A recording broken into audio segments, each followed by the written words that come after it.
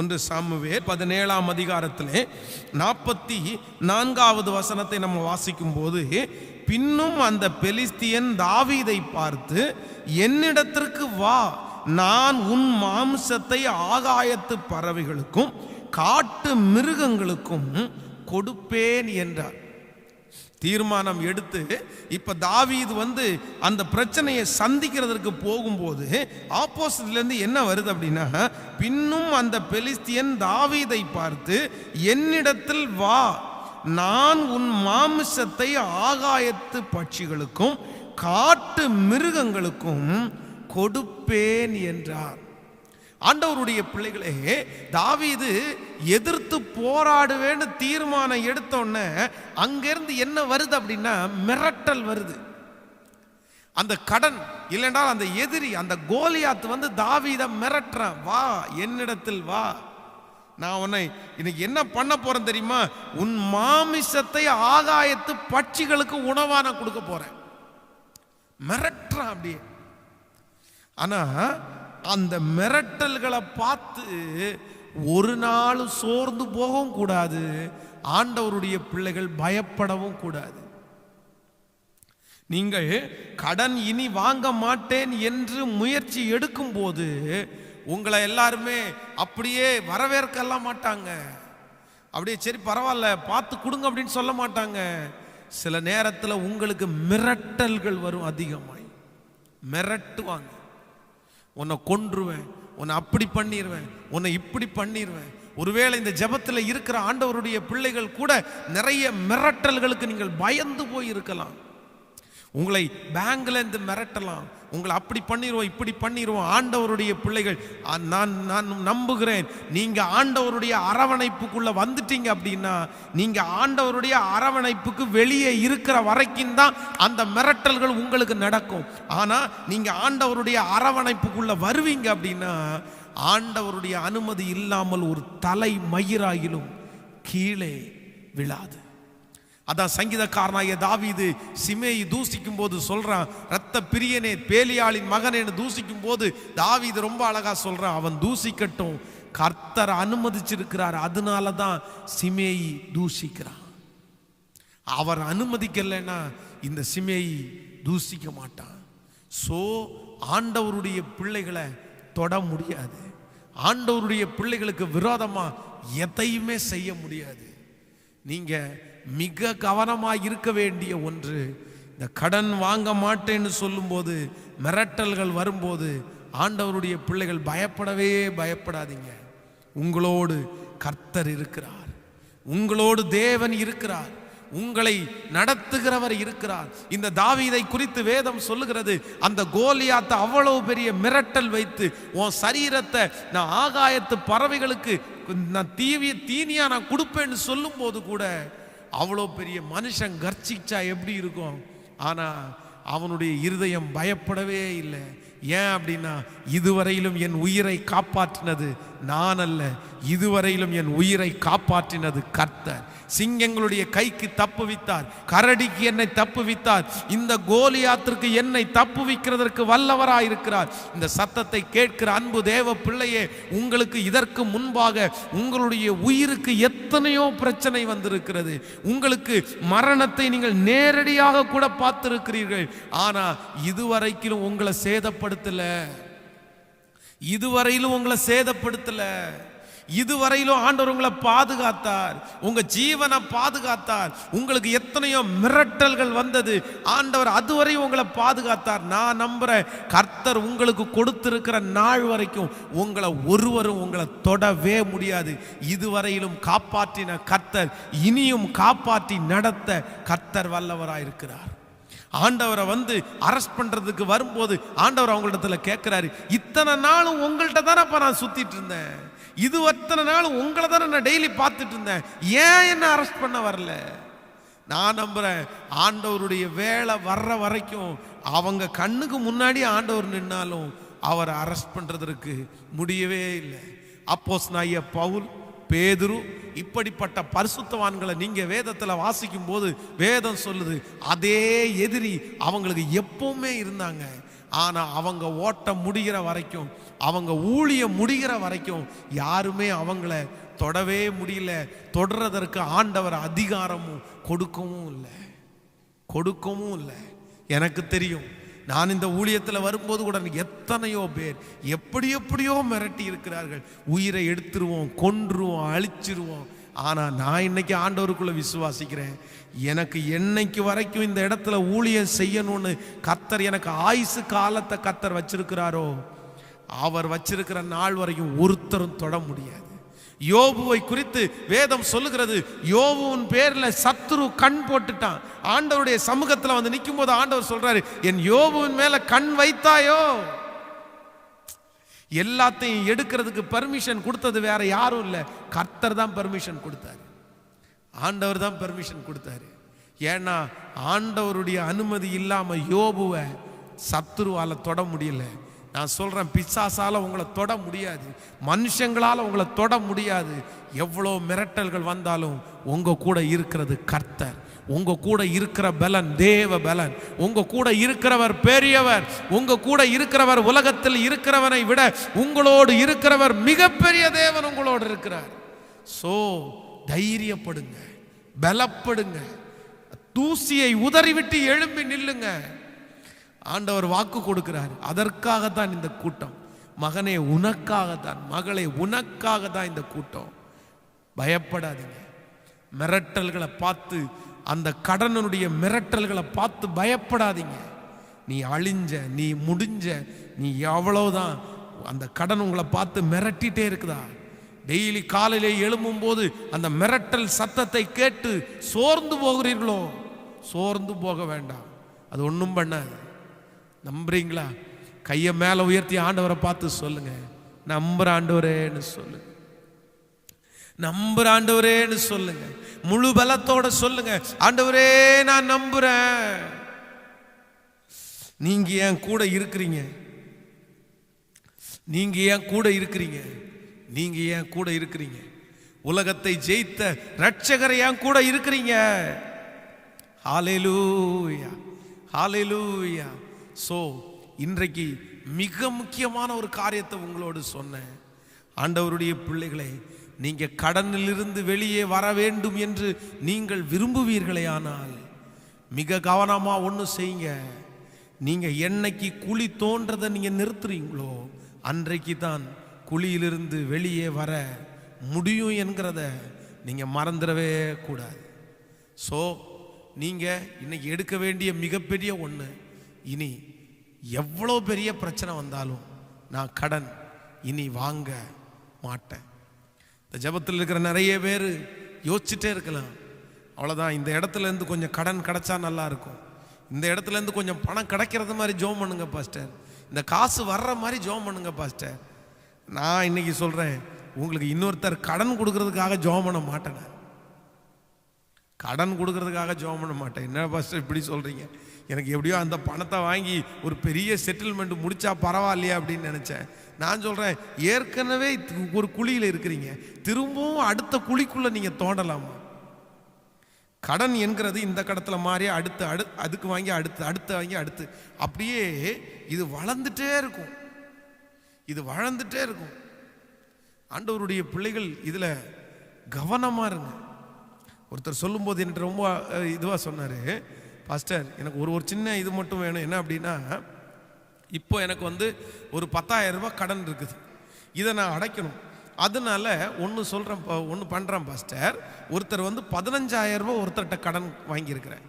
அந்த 15,000 ரூபாய் கடனை நான் கையில் வாங்கி இந்த 10,000 ரூபாய்க்கு கொடுக்க வேண்டிய எல்லாருக்கும் நான் செட்டில் பண்ணிடுறேன். அப்போது ஒரே கடனாக அது மாறிடும்ல அப்படின்னு சொல்கிறாரு. நான் உடனே அவரை பார்த்து கேட்டேன், இப்போ உங்களுக்கு இருக்கிற கடன் எவ்வளோ பிரதர்? 10,000. நீங்கள் இனி வாங்க போகிற கடன் எவ்வளோ பிரதர்? 15,000. சரி, அந்த 15,000 வாங்கி இந்த 10,000 ரூபாய் கடனை அடைச்சிட்டிங்க, கடன் முடிஞ்சிருச்சு, இந்த பிச்சு வாங்கின கடன் முடிஞ்சிருச்சு. இப்போ நீங்க எவ்வளவு ரூபாய்க்கு கடன்காரனா மாறிட்டீங்கன்னு கேட்டேன். ஐயோ பாஸ்டர், நான் 15,000 ரூபாய்க்கு இப்போ கடன்காரனா மாறிட்டேன். ஸோ இப்போ உங்க கடன் குறைஞ்சிருக்கா அதிகமாயிருக்கான்னு கேட்டேன். அதிகம்தான் இருக்குது. ஏன் 15,000 ரூபா வாங்குறீங்க, 10,000 ரூபாய் வாங்க முடியாதா அப்படின்னு கேட்டா, இல்லை அவங்க 15,000 கொடுத்துட்டு 3,000 ரூபா அவங்க எடுத்துக்குவாங்க. 3,000 ரூபாய் எடுத்து என் கையில் 12,000 ரூபா தான் கொடுப்பாங்க. 2,000 ரூபாய்க்கு வண்டியை ரிப்பேர் பண்ண வேண்டிய ஒரு வேலை இருக்குது. 2,000 ரூபா அங்கே போச்சுன்னா நான் இந்த 10,000 ரூபா கொடுத்து செட்டில் பண்ணிடுவேன் அப்படின்னு. ஏன் பிரதர் இப்படி அடுத்த கடனை வளர்த்துறீங்க, விட்டுருங்கன்னு. ஆனால் அவரால் முடியல. அதான் நம்ம ஆட்கள் வந்து காசை வச்சுட்டே இருப்பாங்களே, இதா வாங்கிக்கங்க சில நேரத்தில். அந்த மாதிரி கையில் கொடுத்துட்டாங்க. 15,000 ரூபா வாங்கின ஆள் இன்னைக்கு அப்படியே 10 மடங்காகி 1.5 லட்சத்துக்கு கடன்காரராய் மாற்றி விட்டார். 1.5 lakhs, 1,50,000 ரூபாய் கடன்காரராய். அந்த 15,000 கடன் இன்னைக்கு அவரை இந்த இடத்துல கொண்டு வந்து விட்டுருச்சு. தேவைப்படும் போதெல்லாம் அந்த மனுஷன் கொடுத்து கொடுத்து கொடுத்து இவர் இன்னைக்கு பெரிய கடன்காரராய் மாற்றி விட்டார். ஆண்டவருடைய பிள்ளைகளே, சாப்பிடாம கடந்தா கூட பரவாயில்ல, எனக்கு கார் இல்லைன்னா கூட பரவாயில்ல, எனக்கு ஆடம்பரமான வாழ்க்கை இல்லைன்னா கூட பரவாயில்ல, நான் காரில் போனேன், சைக்கிளில் கூட போகிறேன், நடந்து கூட போகிறேன், பஸ்ஸில் கூட போகிறேன். பிரதர், நீங்கள் பஸ்ஸில் போகும்போது கூட ஹாப்பியாக போவீங்க பிரதர், நடந்து போகும்போது கூட ஹாப்பியாக போவீங்க பிரதர். ஆனால் கடனை வச்சு ஃப்ளைட்டில் போனீங்கன்னா கூட மன சஞ்சலத்தோடு தான் போவீங்க. நான் சொல்கிறேன், அப்படிப்பட்ட ஒரு சந்தோஷம் நமக்கு தேவையா? அப்படிப்பட்ட ஒரு மகிழ்ச்சி நமக்கு தேவையா? இல்லை இல்லை. நான் சொல்றேன், நிறைய பேர் அதான் ஆண்டவர் சொல்றாரு, என் ஜனங்கள் அறிவில்லாமல் சங்காரமாகிறார்கள். அதே போல சில நேரத்தில் உங்களை நினைச்சா அவ்வளோ கஷ்டமா தான் இருக்குது, அவ்வளோ பாரமா இருக்குது. எனக்கு நான் சொல்றேன், ஒரு ஒரு ஒரு ஒரு மனுஷன், இதெல்லாம் உங்களுக்கு தெரியணுன்றதுக்காக சொல்றேன். ஒரு ஊழியத்தில் இருக்கிற ஒரு ஒரு ஒரு மனுஷன், அவர் வந்து அவருடைய கல்யாணத்தை நடத்துறாரு. அவர் கல்யாணத்தை நடத்தும் போது பார்த்தீங்க அப்படின்னா, அந்த கல்யாணத்துக்கு நான் போயிருக்கிறேன். அவர் ரொம்ப கஷ்டப்பட்ட ஒரு வீட்டிலேருந்து வந்தவர்.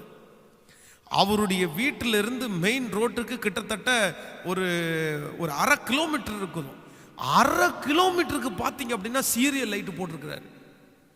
அப்புறம் அவர் வந்து இந்த பொம்மைங்க பார்த்தீங்க அப்படின்னா ஒரு 10-15 பொம்மைங்களை வந்து இறக்கிட்டாரு. அந்த பொம்மைக்குள்ள துணியை போட்டுட்டு அந்த பொம்மைங்க வந்து வர்றவங்களை எல்லாம் வெல்கம் பண்ணும். அந்த மாதிரி ஒரு டிப். இன்னும் கொஞ்சம் டைப்ல வந்து இந்த பூ வச்சிருக்கிறார், வர்றவங்களை எல்லாம் வரவேற்கிறது இருக்கு.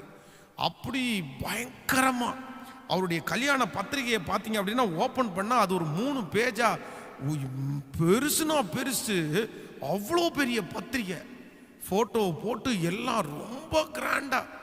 நானும் என்ன நினைச்சேன்னா, இவர் எங்கேயாவது வாங்கிட்டு வந்தாரா அப்படின்னு நினைச்சு பார்த்தா மொத்தமும் கடன். ஆண்டவருடைய பிள்ளைகளே, ரொம்ப துக்கமா சொல்றேன், அந்த கல்யாணத்திற்கு ஒரு 1500 பேர் பக்கத்தில் வந்துட்டாங்க. இந்த ஆடம்பரமான இந்த டெக்கரேஷன்ஸ் இதெல்லாம் பார்த்த உடனே மொய் வந்து 1000 ரூபா வைக்க வேண்டியவங்க 500 ரூபா உருவிட்டு 500 ரூபா, 500 ரூபா வச்சவங்க அதை உருவிட்டு 200 ரூபா. ஏன் அப்படின்னா, இவன் வெயிட்டான பார்ட்டிப்பா, இவனுக்கு எங்கேயோ லக் அடிச்சிருச்சு, இல்லைன்னா பொன் வீட்டில் இவனுக்கு நிறைய கொடுத்துட்டாங்க போல அப்படின்னா அவங்களே ஒரு கற்பனைக்கு வந்து இவ்வளோ கிராண்டாக செலவு பண்ணுறவனுக்கு நம்ம ஏன் வந்து பணம் கொடுக்கணும்னு சொல்லிட்டு வச்சதெல்லாம் உருவிட்டாங்க நிறைய பேர். மொய்யும் நினச்சது மாதிரி வரவே இல்லை. உண்மையிலே ஃபோட்டோ எடுக்கிறதுக்கு நாங்கள் நின்றுட்டுருக்குறோம். மாப்பிள்ளை கடைசியில் தான் நாங்கள் போய் ஃபோட்டோ எடுக்கிறோம். ஃபோட்டோ எடுத்து முடிச்சு பொண்ணு பக்கத்தில் நிற்குது. வருத்தமாக இருக்குது, எனக்கு சொல்கிறதுக்கு வருத்தமாக இருக்குது. என் பக்கத்தில் வந்து கேட்குறாரு, ஒரு 2000 ரூபா இருந்தால் கொடுக்குறீங்களா அப்படின்னு கேட்குறாரு. மாப்பிள்ளை, புது மாப்பிள்ளை, இன்னும் கல்யாணம் கூட முடியல, ஒரு 2000 ரூபா கொடுக்குறீங்களா? இல்லை, பின்னாடி மைக் செட்காரன் நிற்கிறான், பின்னாடி லைட் அரேஞ்ச் பண்ணுறவன் நிற்கிறான், பின்னாடி சமையல்காரன் நிற்கிறாங்க, எல்லாருக்கும் அட்வான்ஸ் கொடுத்துட்டு கல்யாணத்தை நடத்தி அந்த கல்யாணத்தில் கடன்காரரான அந்த மனுஷன் இன்றைக்கு வரைக்கும் ஊழியத்தில் கூட அவரால் எழும்ப முடியாத அளவுக்கு ரொம்ப நெருக்கத்தில் இருக்கிறாரு. அவரை நான் குற்றப்படுத்தலை, அவரை நான் குறை சொல்லலை. அவர் நல்லா இருக்கட்டும், அவர் ஆண்டவர் நல்லா வைக்கட்டும், அதுலேருந்து ஆண்டவரை விடுதலையாக்கட்டும். ஞானம் இல்லாமல் செஞ்சிட்டாங்க, எல்லாரும் தவறுறதான். ஆனால் இன்றைக்கு இந்த ஜெபத்தில் இருக்கிற ஆண்டவருடைய பிள்ளைகளை உங்களுக்கு சொல்கிறேன், தேவையில்லாத ஆடம்பரத்திற்காக ஏன் பிரதர் கடன் வாங்குறீங்க? இருக்கிறத வச்சு செய்யுங்க பிரதர். இருக்கிறத வச்சு சாப்பிடுங்க. இருக்கிறதுல துணிமணி வாங்குங்க. இருக்கிற காசுல வாடகைக்கு போங்க. இருக்கிற பணத்துல பண்ணுங்க. நான் சொல்றேன், இந்த உலகம் எப்படி வேணாலும் மாத்தி மாத்தி பேசும். நீங்க நல்லா இருந்தா அப்படின்னு, நீங்க ஒன்றும் இல்லைன்னா அவன் ஒன்றும் இல்லாம போயிட்டான்னு. நீங்க கடன் வாங்கி ரொம்ப கிராண்டா கல்யாணத்தை நடத்தி இல்லை ஏதோ ஒன்று பண்ணி முடிச்சிட்டீங்க அப்படின்னா பார்த்தோன்னு பயங்கரமா பண்ணிட்டேன் அப்படின்னு சொல்லுவாங்க.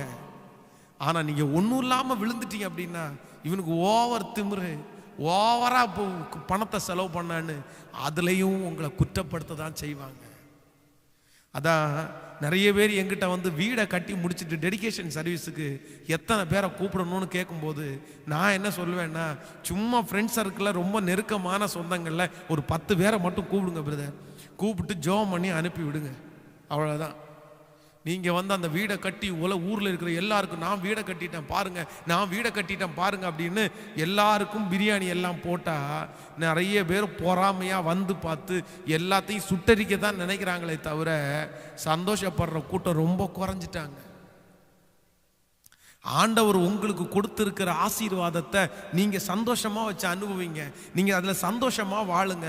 ஆனா அதே நேரத்தில் மற்றவங்களுக்கு முன்பாக பெருமை பாராட்டுகிறதற்காக தயவு செய்து அந்த கடனை வாங்கவே வாங்காதீங்க. இன்னைக்கு நிறைய பேர் ஏன் கடன் வாங்குறாங்க அப்படின்னா தங்களுடைய பெருமையை காமிக்கிறதற்காக மட்டும்தாங்க. பிரதர், நீங்க 300 ரூபாய் சட்டை வாங்கினா கூட நீங்க அழகா போட்டு துவைச்சு போட்டு நீட்டா இருந்தா போதும் பிரதர். 2000 ரூபா 10,000 ரூபா சட்டை போட்ட உடனே நாளுக்கு நாள் ஒரு சட்டை போடுற உடனே எல்லாருமே வந்து நீங்க ரொம்ப சட்டை போடுறவங்க உங்களை மெச்சிக்கொள்றதெல்லாம் இல்லை, அதெல்லாம் இல்லை. அதனால நீங்க சந்தோஷமா வாழ வேண்டாம், நீங்க நல்ல பொருளை வைக்க வேண்டாம்னு நான் ஒரு காலத்தும் சொல்லலை. நீங்க நல்லா உடுத்துங்க, நீங்க நல்ல பொருளை வாங்கி யூஸ் பண்ணுங்க, நீங்க நல்லா சாப்பிடுங்க. ஆனா ஒன்று, ஆண்டவர் உங்களுக்கு கொடுக்கும்போது இன்னொருத்தர்கிட்ட வாங்கி நீங்க யூஸ் பண்றத தப்புன்னு நினைங்க. பொதுவா இந்த இரவல் வாங்குறவங்களுக்கு எல்லாருக்கும் சொல்றேன், இரவல் வாங்குறவங்க கவனிங்க, நீங்க இரவல் வாங்குற வரைக்கும் அந்த பொருள் நல்லா இருக்கும். ஆனா எப்போ இரவல் வாங்குறீங்களோ அப்பதான் அந்த பொருள் ஒன்றும் இல்லாம போயிடும். இது எத்தனை பேருக்கு அனுபவம் இருக்குன்னு தெரியல. நீங்க பைபிள்லயே அதை வாசிக்க முடியும். பைபிளில் பார்த்தீங்கன்னா தீர்க்கதரிசிகளுடைய புத்திரரை எல்லாரையும் தீர்க்கதரிசி கூட்டு போவார் வீடு கட்டுறதுக்காக. ஒவ்வொருத்தரும் தீர்க்கதரிசிங்க மரத்தை வெட்டும் போது ஒருத்தன் வெட்டிட்டே இருக்கும்போது அவனுடைய கோடாரி வந்து உருவி அப்படியே தண்ணிக்குள்ள விழுந்துருவான்.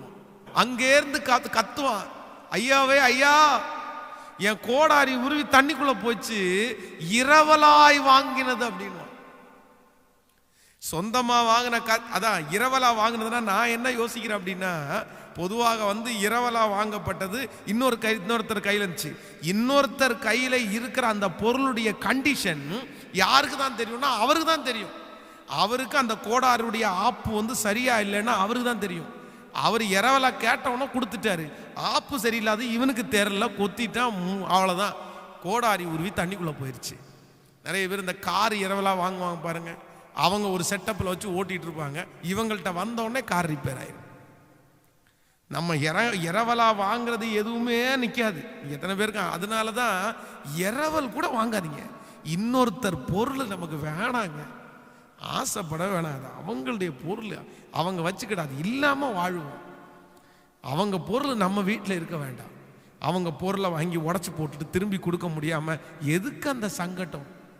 ஸோ இன்றைக்கி ஒரு தீர்மானத்தோடு போங்க, நான் இனி யார்கிட்டையும் கை நீட்டி கடன் வாங்க மாட்டேன். எதற்காக? இருக்கிறத வச்சு பெஸ்டா செய்யுங்க, இருக்கிறத பெஸ்டா செய்யுங்க. இருக்கிறதுல எவ்வளவு பண்ண முடியுமோ அவ்வளவு நீட்டா பண்ணுங்க. ஆண்டவர் உங்க கூட இருப்பாரு. இன்று வரையிலையும் இதை செய்யாம சொல்லல தேவ பிள்ளையே, முழு மனசோட செஞ்சுட்டு தான் சொல்றேன். ஆண்டவர் என் கையில கொடுத்த பொருள் எல்லாம் ரொம்ப சின்ன பொருள், வாடகை பொருள், ரொம்ப காசு குறைவான பொருள். ஆனா காசு குறைவான வாடகை வாங்குற அந்த பொருளை வச்சு இன்னைக்கு எவ்வளவு பெஸ்டா ஆண்டவருக்காக செய்ய முடியுமோ அதுதாங்க செய்றோம். அதுதான் செய்றோம்.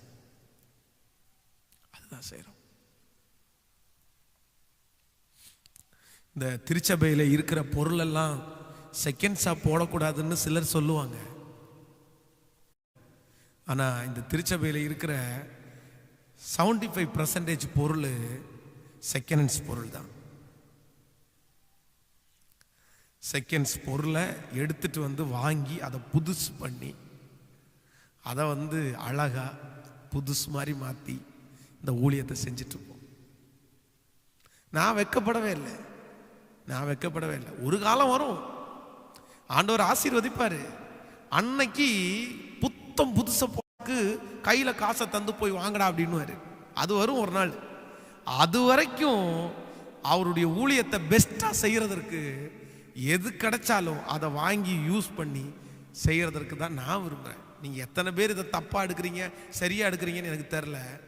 ஆனா கொடுக்குற வரைக்கும் அதுக்காக இன்னொருத்தர் இடத்துல போய் கையேந்த முடியுமா நம்ம? அதனால இன்னைக்கு ஒரு தீர்மானம் எடுங்க பார்க்கலாம்.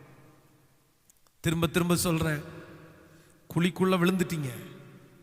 இனி அந்த குழிக்குள்ள இருந்து வெளியே நீங்க வரணும். குழி தோன்றத தயவு செய்து நிப்பாட்டுங்க.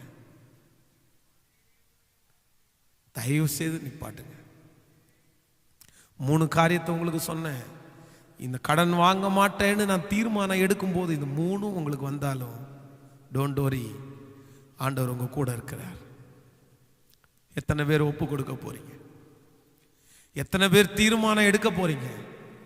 யெகோவா ஈரே, கர்த்தர் பார்த்து கொள்ளுவார். கடன் இல்லாம இருக்க போகிற அந்த சந்தோஷத்தை உங்க வாழ்க்கை அனுபவிக்க போகுது. நீங்க அனுபவிக்க போறீங்க.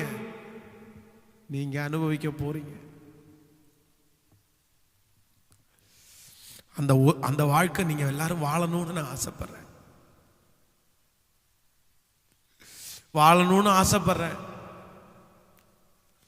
முடிஞ்சவங்க முழங்கால் படியிடுங்க ஆண்டவருடைய சமூகத்துல.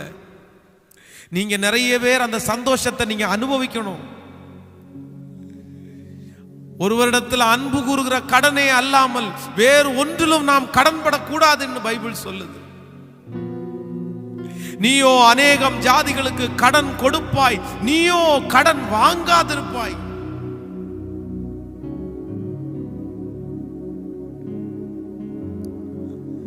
ரீதாலாரம் தோரோ குரோ தேவ பிள்ளையே, அது ஒரு மிகப்பெரிய சந்தோஷம். அது இன்னைக்கு ஒருவேளை உங்களுக்கு கொஞ்ச நாளைக்கு கடினமா தெரியும்.